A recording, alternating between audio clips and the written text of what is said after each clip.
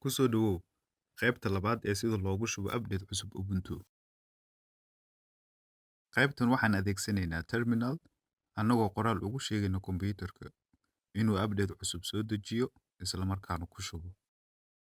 Si aan u bilowno, riix halkan kadibna ku qor terminal.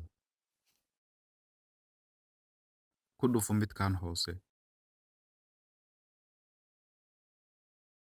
Markuu soo kaco, waxaa kuu soo baxaya wax sidaan u eg.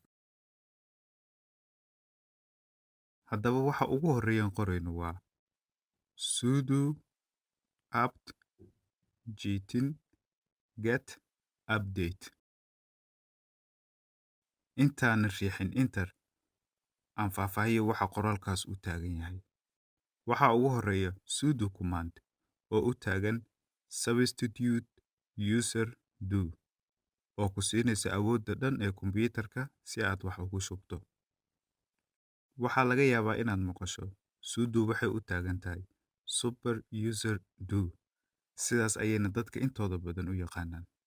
Balse waxaa jira akoon la dhaho root user oo ku dhex samaysan Ubuntu ama Linux oo dhan.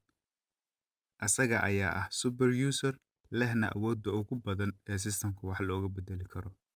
Root user wuxuu u dhigmaa Windows Administrator account oo kale. Waxaa ku xiga apt-get oo u taagan Advanced Packaging Tool. Waa Debian Package Manager ama maamulaha borograamada lagu shubo kombiyuutarada Ubuntu, Linux Mint, Debian iyo kuwo kale. Iyo get oo u taagan soo hel. Haddaad rabto waxaad ku soo xasuusan kartaa qoraalkan. Iyo falka aan rabno inaan sameyno oo ah update. Hubi wax cusub ma jiraan. Haddii ay jiraan wax cusub, waxaan update command ku bedelaynaa upgrade oo soo dejinaya borograamada markaas kombiyuutarka ka maqan. Aan ku soo noqono terminal. Markaad qorto, riix enter. Wuxuu ku weydiinayaa password-kaaga. Ogow, markaad password-ka qoraysid, halkan waxba kuma soo qormayaan. Waxaad qoraysid kombiyuutarka wuu qaadanayaa, balse halkan kama arkaysid.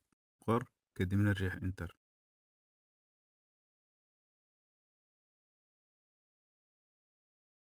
Marka la qor sudo apt jitin get upgrade kadibna riix enter.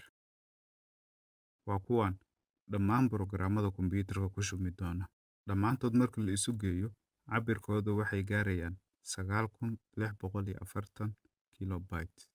Haddii aad diyaar u tahay, taabo ya ama qor yes kadibna riix enter. Xabaaru soconayaa inkastoo ay ku xiran tahay tirada cabirka update-ka iyo awoodda internet-kaaga. Waa sugaynaa intuu ka dhammaanayo.